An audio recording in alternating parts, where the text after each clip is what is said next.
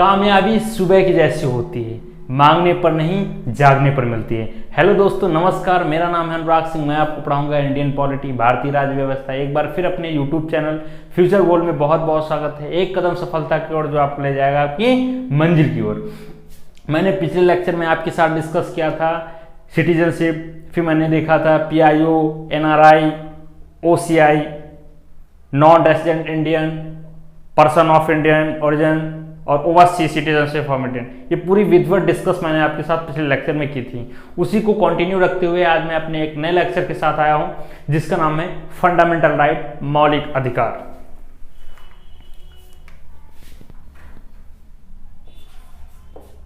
मौलिक अधिकार।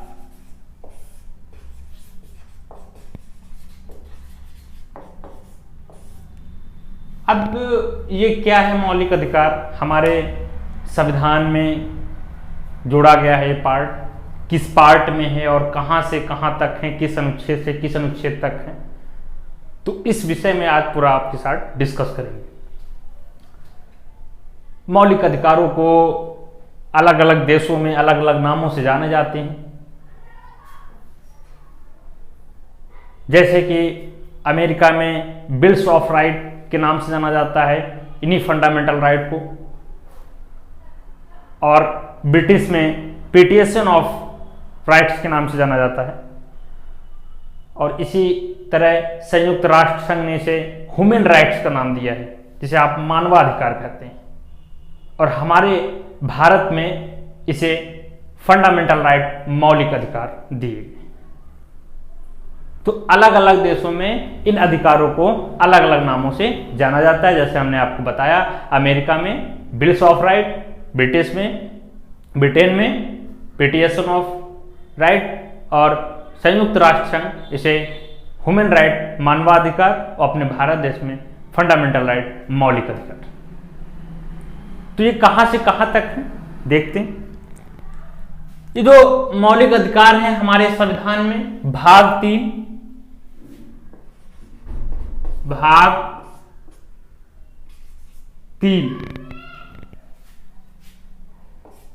अनुच्छेद 12 से लेके 35 तक मौलिक अधिकार दिए हुए। यहां से आपसे एक क्वेश्चन पूछा जा सकता है कि मौलिक अधिकार जो है ये किस देश के संविधान से लिया गया है। वनडे एग्जाम में पूछा जा सकता है, तो आपको क्या बताना है? USA, United state of America.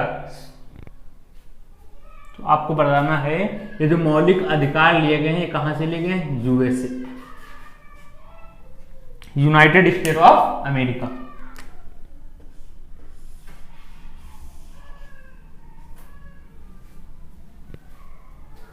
ये लिए तो गए हैं अमेरिका से मौलिक अधिकार। हमारे देश में मौलिक अधिकारों को बहुत ही महत्व दिया गया है। मानव की गुणवत्ता, गरिमा को बचाने के लिए मौलिक अधिकार का प्रावधान किया गया है। अब हमारे जो मौलिक अधिकार हैं, पहले 7 हुआ करते थे मौलिक अधिकार, लेकिन 44वें संविधान संशोधन 1978 से जो संपत्ति का अधिकार मौलिक अधिकार हुआ करता था उसको हटा दिया गया। अब वो जो है भाग 12 300 का में कानूनी विधि के रूप में रख दिया गया। तो अब हमारे देश में जो मौलिक अधिकार हैं वो 6। कौन कौन से देखते हैं।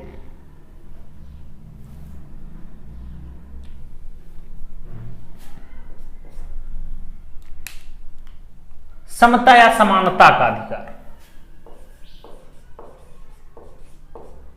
समता या समानता का अधिकार।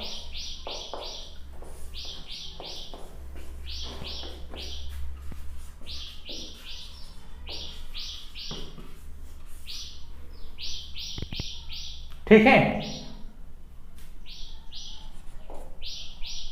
स्वतंत्रता का अधिकार,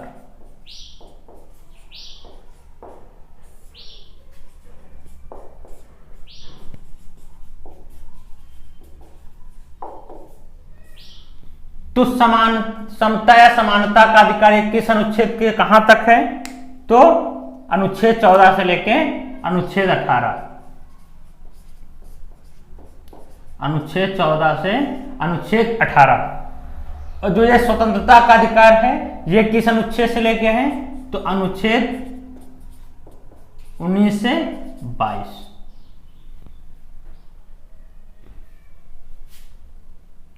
फिर क्या है? अनुच्छेद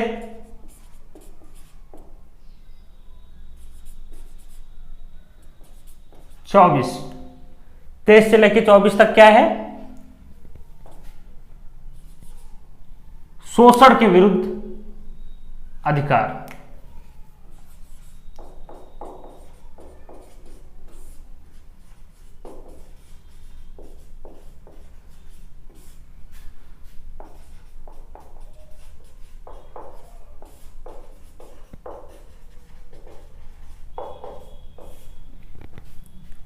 फिर देखते हैं 25 से 28।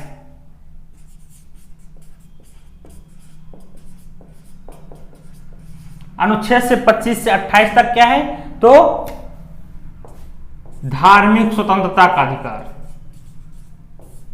क्या है? धार्मिक स्वतंत्रता का अधिकार।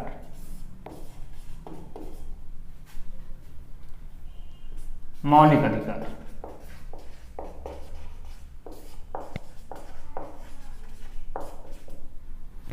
फिर देखते हैं अनुच्छेद 29 से 30।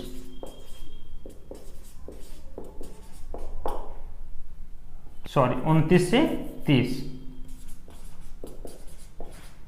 इसमें क्या है? सांस्कृतिक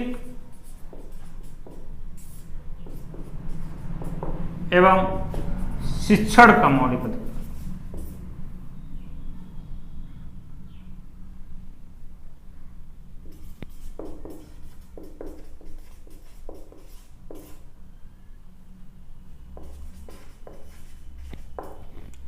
और अनुच्छेद 31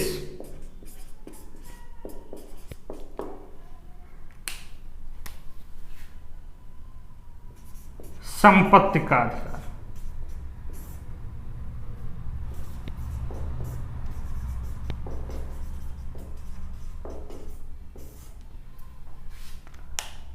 अनुच्छेद 32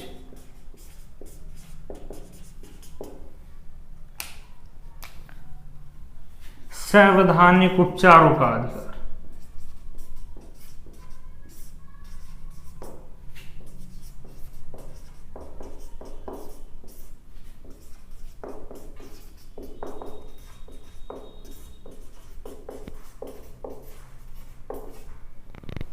ये आपने देखा। तो अनुच्छेद 14 से 18 क्या है? समता या समानता का अधिकार। अनुच्छेद 19 से 22 क्या है? स्वतंत्रता का मौलिक अधिकार। अनुच्छेद 23 से 24 क्या है? शोषण के विरुद्ध मौलिक अधिकार। अनुच्छेद 25 से 28 क्या है? धार्मिक स्वतंत्रता का मौलिक अधिकार। अनुच्छेद 29-30 क्या है? सांस्कृतिक एवं शैक्षिक शिक्षण का मौलिक अधिकार। Cultural and education fundamental rights. फिर अनुच्छेद 31 में है कि संपत्ति का अधिकार। अनुच्छेद 32 में क्या है? संवैधानिक उपचारों का मौलिक अधिकार, जिसे कॉन्स्टिट्यूशन रेमेडीज भी कहते हैं इसे। अब ये जो पहले जो 1 2 3 4 5 6 7 पहले 7 फंडामेंटल राइट्स हुआ करते थे, लेकिन 44वें संविधान संशोधन 44वें संविधान संशोधन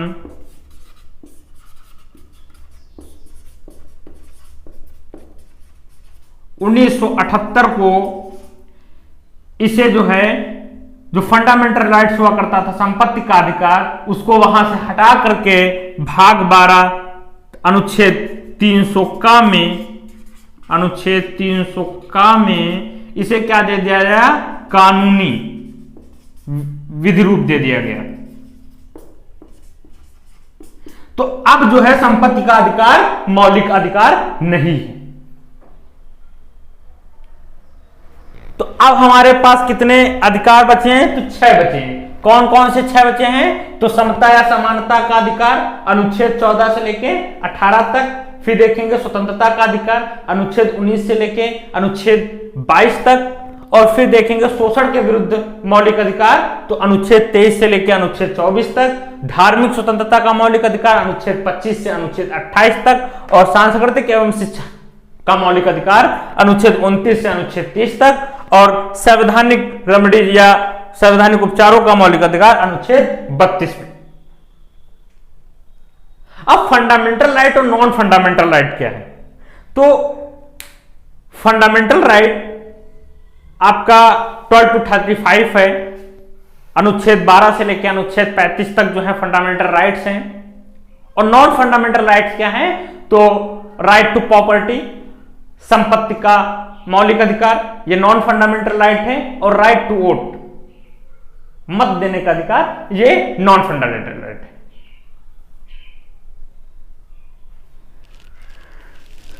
तो ये चीजें आपने देखी।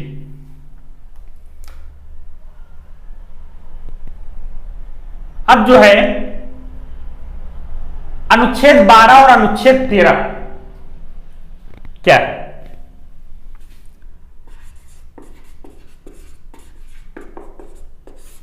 अब जो है एक एक सीरीज वाइज से हम एक एक आपके साथ आर्टिकल डिस्कस करेंगे कि 12 में क्या है, 13 में क्या है, 14 में क्या है, 15 में क्या है, उसी तरीके 32 के आगे 33 में क्या है, 34, 35, इस तरीके से पूरा विधिवत एक सीरीज के टॉपिक वाइज हम आपके साथ डिस्कस करेंगे।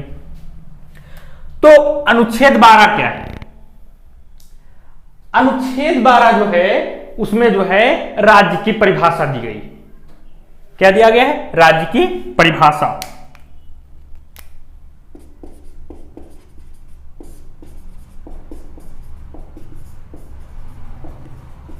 अब राज्य की परिभाषा क्या है, किसको कहेंगे राज्य, कौन स्टेट है,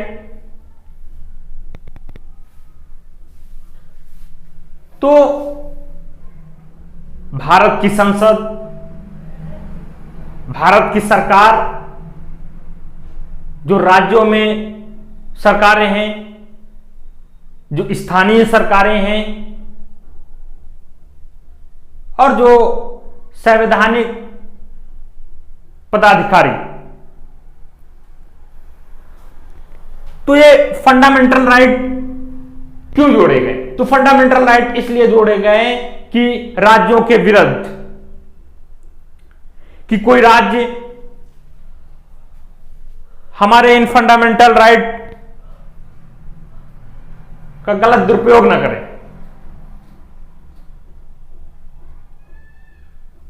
उसकी गरिमा और उसकी जो व्यक्तिगत प्रश्न, जो उसकी लोकप्रिय, उसको बचाने के लिए ऐसा किया गया है। तो अनुच्छेद 12 में क्या है, राज्य की परिभाषा दी गई है। अनुच्छेद 13 क्या है, अनुच्छेद 13 देखेंगे,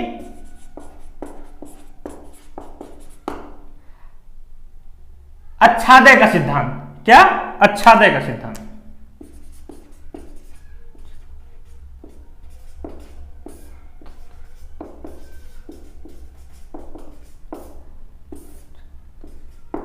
अच्छादन का सिद्धांत। तो अनुच्छेद 13 है कि अगर कोई भी कानून इन मौलिक अधिकारों के विपरीत बनाया जाएगा तो वो उसी वक्त तत्काल वो खत्म, समाप्त हो जाएगा अपने आप।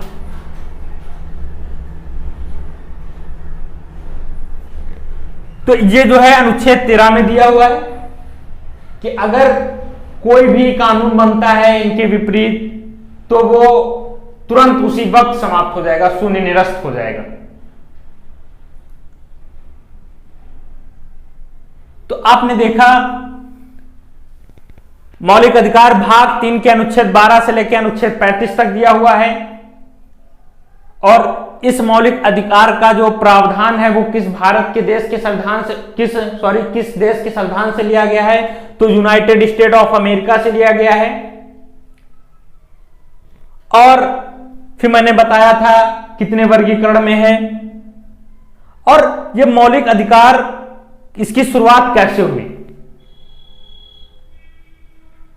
तो 1215 में ब्रिटेन में जो मजदूर कार्य करते थे उनको एक अधिकार दिया गया है, जो उस समय मैग्ना कार्टा के नाम से आया था 1215 में। तो जो वहां पे मजदूर कार्य करते थे, जो मजदूरों को जो उनका राइट दिया गया था, तो वही आज जो है फंडामेंटल राइट। तो क्वेश्चन ये पूछा जा सकता है 1215 में मैग्ना कार्टा आया था। और फिर मैंने आपको बताया कि कितने प्रकार के मौलिक अधिकार होते हैं, तो बताया था कि 7 प्रकार के मौलिक अधिकार होते हैं, लेकिन 44वें संविधान संशोधन 1978 से संपत्ति का जो मौलिक अधिकार हुआ करता था उसको हटा करके भाग 12 के अनुच्छेद 300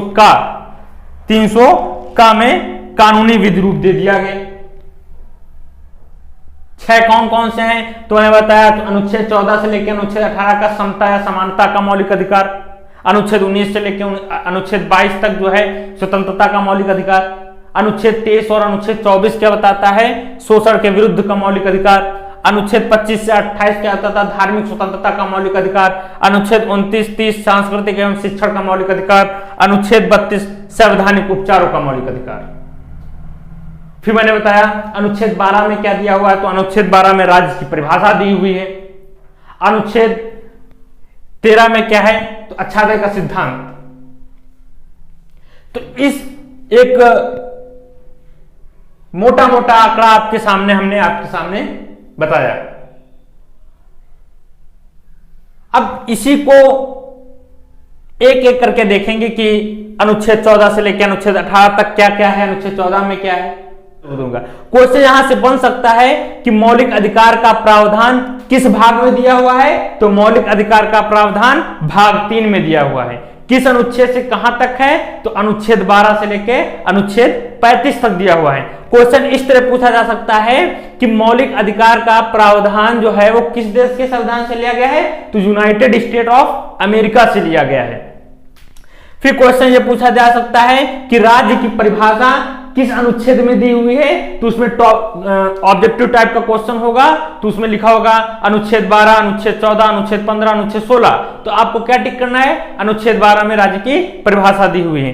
क्वेश्चन ये आ सकता है कि स्वतंत्रता का अधिकार, ऑब्जेक्टिव दिया होगा 14 से 18 तक, 19 से 22 तक, 28 से 29 तक, 30 से 32 तक। तो आपको टिक करना है 19 से 22 तक। इस तरीके से ऑब्जेक्टिव आपके क्वेश्चन बन सकते हैं। और क्वेश्चन ये पूछा जा सकता है, मोस्ट इंपॉर्टेंट, संपत्ति का मौलिक अधिकार किस संविधान संशोधन से इसे अलग किया गया था, तो 44वें संविधान संशोधन 1978 से। तो ये किस अनुच्छेद में रखा गया है, तो अनुच्छेद 300 का में, जो कानूनी विधि रूप दे दिया गया। तो फिर अगले लेक्चर में आपके साथ मिलते हैं। जय हिंद, जय भारत। अब देखते हैं अनुच्छेद 14 से लेकर अनुच्छेद 18 तक समता या समानता का मौलिक अधिकार। तो ये एक एक करके देखेंगे। फिर देखेंगे अनुच्छेद 19 से लेकर अनुच्छेद 22 स्वतंत्रता का मौलिक अधिकार, फिर 23 से 24 शोषण के विरुद्ध का मौलिक अधिकार। तो ये सीरीज के टाइप से देखेंगे। तो अनुच्छेद 14 में क्या है, अनुच्छेद 15 में क्या है, अनुच्छेद 16 में क्या है, अनुच्छेद 17 में क्या है, अनुच्छेद 18 में क्या है, ये एक एक स्टेटमेंट लिख करके मैं आपके साथ डिस्कस करूंगा। आइए देखते हैं क्या है।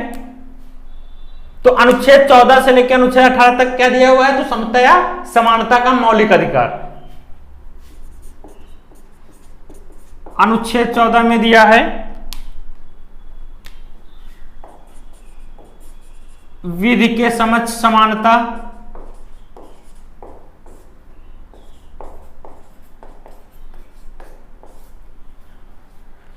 फिर अनुच्छेद 15 में एक एक करके लिख लेते हैं, उसके बाद मैं आपके साथ डिस्कस करूंगा।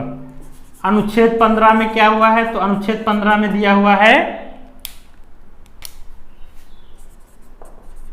धर्म, जाति, लिंग, जन्म स्थान के आधार पर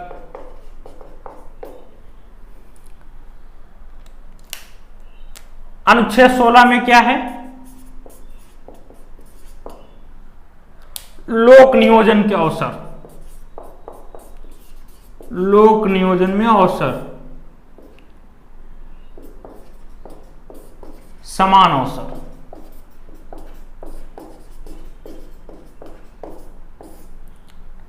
अनुच्छेद 17 में क्या दिया हुआ है?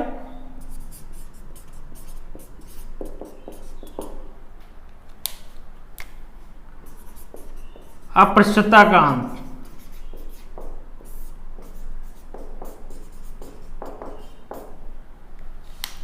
अनुच्छेद 18 में क्या है? उपाधियों का अंत।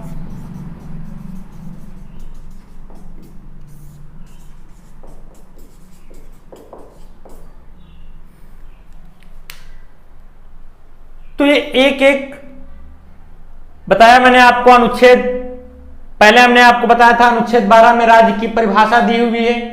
अनुच्छेद 13 में बताया अच्छादय का सिद्धांत दिया हुआ है। और अब मैं देखूंगा अनुच्छेद 14 से लेकर अनुच्छेद 18 समता या समानता का मौलिक अधिकार। अनुच्छेद 14 में क्या लिखा हुआ है? तो विधि के समक्ष समानता। अनुच्छेद 15 में क्या है? धर्म, जाति, लिंग, जन्म स्थान के आधार पर भेदभाव नहीं होना चाहिए। अनुच्छेद 16 में है लोक नियोजन में अवसर। अनुच्छेद 17 में अस्पृश्यता का अंत। अनुच्छेद 18 में क्या दिया हुआ है? तो उपाधियों का अंत। अनुच्छेद 14 में क्या है? तो विधि के समक्ष समानता, मतलब कानून सबके लिए बराबर है। कोई बड़ा, कोई छोटा, कोई गरीब, कोई अमीर, ये कुछ नहीं, सबके लिए समान। जो हमारे लिए है वही आपके लिए है, जो आपके लिए है वही हमारे लिए है, वही सबके लिए। ये नहीं है कि कानून हाई क्लास के लिए अलग है, लो क्लास के अलग है। जो है वो बराबर है। अगर किसी अपराध में सजा का प्रावधान 2 साल है, तो जो हाई क्लास के लोगों को मिलेगा वही लो क्लास के लोगों को भी मिलेगा। जो भी कुछ भी हो तो वो सबके लिए है। विधि के समक्ष समानता। तो अनुच्छेद 14 है विधि के समक्ष समानता। अनुच्छेद 15 में क्या है? धर्म, जाति, लिंग, जन्म स्थान के आधार पर भेदभाव नहीं होगा। कोई मैटर नहीं करता है कि आप किस रिलीजन से हैं, किस धर्म से हैं, किस कास्ट से हैं, किस जात से हैं, किस सेक्स या किस लिंग से हैं, किस जन्म स्थान के आधार, कोई प्रभाव नहीं पड़ता। तो अनुच्छेद 15 क्या है? धर्म, जाति, लिंग, जन्म स्थान के आधार पर भेदभाव नहीं होगा। आप किसी भी कास्ट के हो या किसी भी जात के हो या कोई भी हो, फीमेल हो, मेल हो, उसके आधार पर भेदभाव नहीं होगा। अनुच्छेद 16 में क्या दिया हुआ है? लोक नियोजन के समान अवसर। सरकारी नौकरियों में समान अवसर दिया जाएगा। अनुच्छेद 17 अस्पृश्यता का अंत। अस्पृश्यता एक वर्ड आप लोग जानते होंगे, छुआछूत। अनुच्छेद 17 में है छुआछूत का अंत। और इसके लिए काफी एक्ट भी बनाए गए हैं कि कैसे, और इसका अगर आप गलत काम करोगे तो उसका एक सजा का प्रावधान भी है। तो अनुच्छेद 17 में क्या है? तो छुआछूत का अंत। अप्रस्तुतता का अंत। अनुच्छेद 18 में क्या है? उपाधियों का अंत। उपाधियों का अंत मतलब जो पहले ब्रिटिश हुकूमत के द्वारा दी जाती थी, राय बहादुर, खान बहादुर, शाह बहादुर, तो इस प्रकार की जो पहले उपाधियां दी जाती थी उनका अंत किया गया है। लेकिन आज भी हमारे भारत देश में मिलिट्री और शैक्षणिक संस्थाओं में उनकी योग्यता के अनुसार उन्हें उपाधियां प्रदान की जाती हैं। जैसे मिलिट्री में उनकी योग्यता के अनुसार captain, colonel, commander, wing commander, तो इस प्रकार की जो उपाधियां हैं वो आज भी दी जाती हैं। शैक्षणिक संस्थानों के आधार पर जैसे पीएचडी, डॉक्टर, आचार्य, तो इस प्रकार की जो उपाधियां हैं वो उनकी शैक्षणिक संस्थानों की योग्यता के अनुसार प्रदान की जाती हैं। लेकिन जो पहले उपाधियां मिला करती थी, राय बहादुर, खान बहादुर, शाह बहादुर, उन उपाधियों का अंत कर दिया गया। जैसे एग्जाम्पल के डाट, जैसे दयाराम साहनी नाम है तो उनको एक उपाधि मिल गई राय बहादुर, तो तब जब नाम लिया जाता था तो राय बहादुर दयाराम साहनी लिया जाता था, तो पहले हुआ करता था। लेकिन आज के युग में जैसे कोई व्यक्ति है प्रदीप सिंह, तो अगर उनको मिलिट्री में है तो उनको अगर एक उपाधि दी गई कैप्टन, तो कैप्टन प्रदीप या विंग कमांडर प्रदीप। तो इसी प्रकार से जैसे पीएचडी होल्डर होता है, डॉक्टर होता है, तो एक डॉक्टर का लिखने का उपाधि प्राप्त हो जाती है। आचार्य, तो इस प्रकार से उपाधियां दी जाती हैं। तो पहले की उपाधियों का अंत किया गया, लेकिन शैक्षणिक संस्थानों के योग्यता के अनुसार जो है उनको आज भी दी जाती है। तो एक बार रिवाइज कर लेते हैं। अनुच्छेद 14 क्या है? तो विधि के समक्ष समानता। अनुच्छेद 15 क्या है? तो धर्म, जाति, लिंग, जन्म स्थान के आधार पर भेदभाव नहीं होना चाहिए। अनुच्छेद 16 क्या है? लोक नियोजन में समान अवसर दिए जाने चाहिए। अनुच्छेद 17 में अप्रस्तुतता का अंत, छुआछूत का अंत। अनुच्छेद 18 में उपाधियों का अंत। तो यहां तक कि अगर आपको कोई दिक्कत है आप कमेंट बॉक्स में लिखिए और उसका आपको आंसर जरूर दिया जाएगा। अब यहां से क्वेश्चन ऐसे पूछा जा सकता है वनडे एग्जाम में कि अनुच्छेद 14 किससे संबंधित है? स्टेटमेंट दिया होगा, state number 1, state number 2, state number 3, state number 4। तो उसी में एक स्टेट दिया होगा विधि के समक्ष समानता, तो आपको टिक कर देना है विधि के समक्ष समानता, अनुच्छेद 14। फिर इस तरह आपका क्वेश्चन आएगा तो उपाधियों का अंत किस अनुच्छेद से संबंधित है? अनुच्छेद 19, अनुच्छेद 22, अनुच्छेद 18, अनुच्छेद 16, तो आपको टिक कर देना अनुच्छेद 18। यह क्वेश्चन लोक नियोजन के समान अवसर किस अनुच्छेद से संबंधित है? तो अनुच्छेद 16। जितने भी आपके ऑब्जेक्टिव टाइप के क्वेश्चन बनते हैं मैं उसका एक निचोड़ आपके सामने प्रस्तुत करता हूं। इससे ऊपर से क्वेश्चन नहीं आ सकते वनडे एग्जाम में, मैं गारंटी देता हूं पॉलिटी की सब्जेक्ट को लेकर के। अभी जो पेट एग्जाम आने वाला है, जिस दिन एग्जाम हो जाए उसके दूसरे दिन मैं पेपर डिस्कस करूंगा आपके साथ। अगर एक भी आप क्वेश्चन बाहर से निकल के आया तो उसके बाहर से क्वेश्चन आ ही नहीं सकता है, मैं गारंटी देता हूं। एक एक क्वेश्चन आपके साथ डिस्कस करूंगा और पूछूंगा कि यह डिस्कस किया गया है कि नहीं किया गया पिछले क्लास में।